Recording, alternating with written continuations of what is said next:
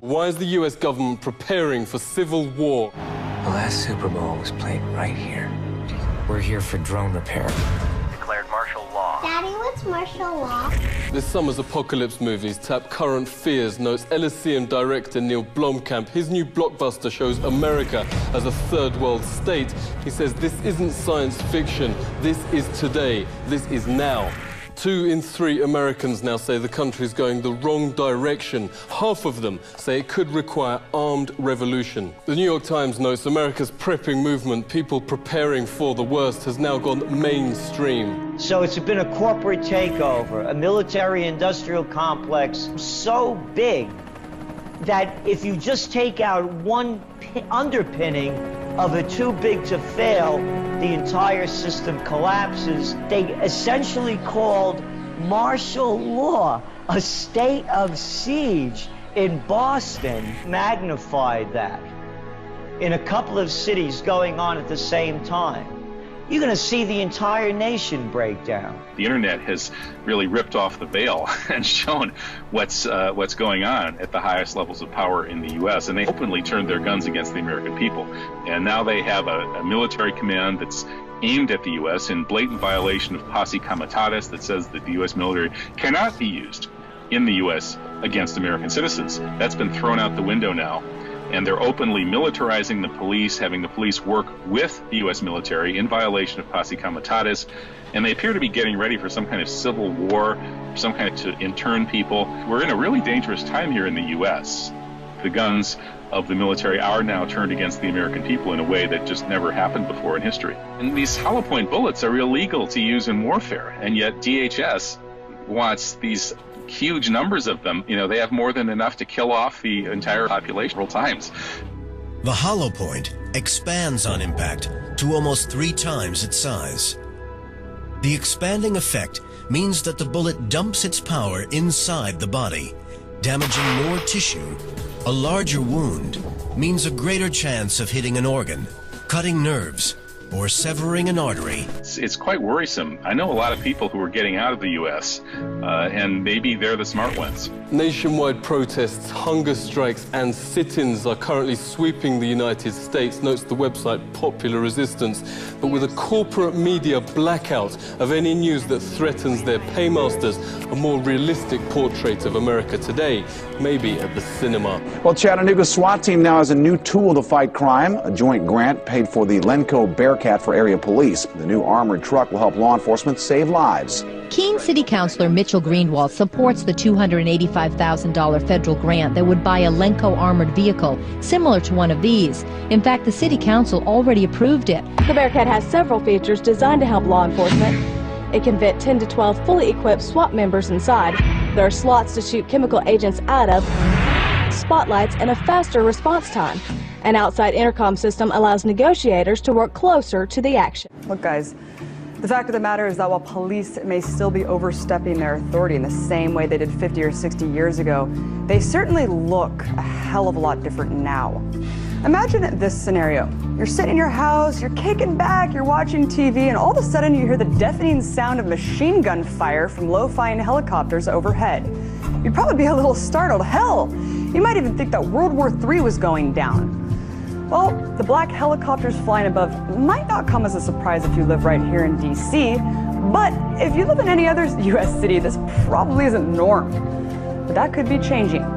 Take a look at what happened in Miami last week. Happening now in downtown Miami, Black Hawk choppers soaring through the night sky, but this is only a drill. My team's Mike Marza has some pictures for us explaining what's going on. Mike? Still, if you've seen one of these drills, it really is like a scene out of one of those action movies, choppers stalking the sky in downtown Miami and the like. Same kind of drills going on in Houston. With military helicopters flying above her southeast Houston neighborhood, Frances Gerald didn't know what to think. You know, when you see this, you think the worst. Right. When you hear this, you think the worst. And so she passed along her concern. She told me, don't come home because it sounds like we're in a war zone. Guns shooting and helicopters flying around over the house. So all of this really begs the question, why is the U.S. starting to condition us to be comfortable living in a constant state of fear, surveillance, and military aggression? What are they really planning for? And I can tell you right now, well, somebody had the great idea to get rid of the Iraqi army, so when we rebuilt it, we did everything we could to make it as strong as possible. And I'll tell you right now, Homeland Security would kick their butts in a week. What's happening here is we're building a domestic military because it's unlawful or unconstitutional to use American troops on American soil. So what we're doing is we're building a military. My best friend, who's a SWAT officer in Nashua, who came to Iraq with me to train the Iraqi police, sent me an email with a picture of him in the media on the streets of Watertown, Mass, wearing the exact same combat gear that we had in Iraq, only it was a different color. And the way we do things in the military is called task organization. You take a command and then you attach units to it in order to accomplish the mission. What's happening is Homeland Security is pre-staging gear, equipment, consistent. What they're trying to do is use standardized vehicles, standardized equipment. I saw a picture in the Boston Globe during the marathon bombing where there was a state police officer, actually there were two officers, they both had identical helmets, flak jackets, weapons, everything I wore in Iraq, only it was all blue. The officer on one side had a big patch on his back that said Massachusetts State Police. Another officer next to him, his patch said Boston Police. And so what we're doing here, and let's not kid about it, we're building a domestic army and we're shrinking the military because the government is afraid of its own citizens. The last time more than 10 terrorists were in the same place at one time was September 11th, and all these vehicles in the world wouldn't have prevented it, nor would it have helped anybody. So I don't know where we're going to use this many vehicles and this many troops. Concord is just one little cog in the wheel. We're building an army over here, and I can't believe that people aren't seeing it. Is everybody blind? I am in my apartment, sir. Go back inside right now! I am inside. This is my door. I'm standing right inside my apartment. Sir, I'm inside my apartment.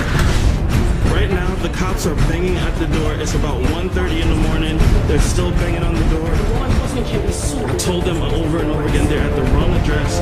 They keep yelling out 4663, and that is the wrong address. They are not at the right place.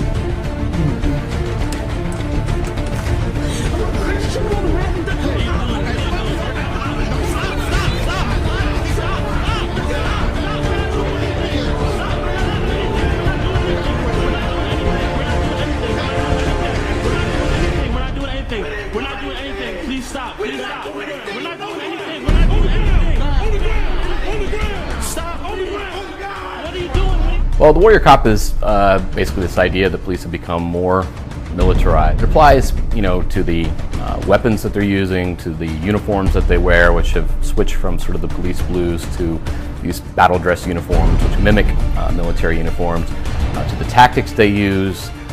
To what I think is the most kind of pervasive problem, which is the mindset that police officers take to the job. We've really seen SWAT Mission Creek grow beyond the drug war, and now, as you said, we're seeing these raids on poker games, particularly when the Texas Hold'em craze started taking off in the mid-2000s. We saw SWAT teams breaking up neighborhood poker games at bars that were openly advertised were raided with SWAT teams. This raid in Columbia, Missouri that was recorded a few years ago and posted online. And this was a very standard raid. I mean, it was just like every other one of these drug raids, but it was, it was extraordinarily violent. They shoot the dog. There's, a kid in the house they didn't know about. They come in shooting and screaming and, with all their guns. And what was amazing is it gets posted online and the reaction was just, the video goes viral and the reaction was just, this could only happen in the movies, but you're actually stating that this is a real-life police state experience that we're going through in America. Why? Yeah, I call it an emerging police state, but I've actually had people in the military and the Secret Service say, John, your subtitle's wrong. We are in a police state. Those are the kind of cases where I'm seeing and I'm involved in, and to be honest with you, it's frightening. Militarized police, and I'm not against all police. I have good friends that are cops, but the police have been dramatically militarized. In the 1980s, when I started writing about this subject, the Pentagon started handing out military equipment across the country, 17,000 police units. And today, when you see a SWAT team raid, watch YouTube. They're frightening. This year alone, the Department of Homeland Security has bought 1.6 billion rounds of ammunition. Ladies and gentlemen, I'm here to tell you that this is no joke. Hollow point ammunition like they bought is not used for training purposes, and it's being distributed to every government agency imaginable, including the the Social Security Administration and the National Weather Service. I was unaware that weathermen needed to pack heat.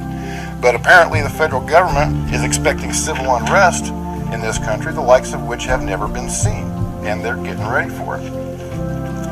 So what's going to cause this unrest? Well, in short, war in the Middle East is going to spill over into the continental United States. These are events that are going to affect every single person in this county. Once I walk out of this room, the safety of the citizens of this county, your friends, your neighbors, and your family are going to be in your God, that this warning will not go unheeded. We need to prepare this little paradise of ours for the end of the world as we know. Yeah, we are not wrestling against flesh and blood, but against principalities, against powers, and against the rulers of the darkness of this world, and against spiritual wickedness in high places. At some point, the prophecies in the Bible are going to come true. We're told that the generation that saw the rebirth of the state of Israel will not pass away before Christ returns. I had to work this out of my fingers earlier, but if you were born in 1948, you're 64 years old now.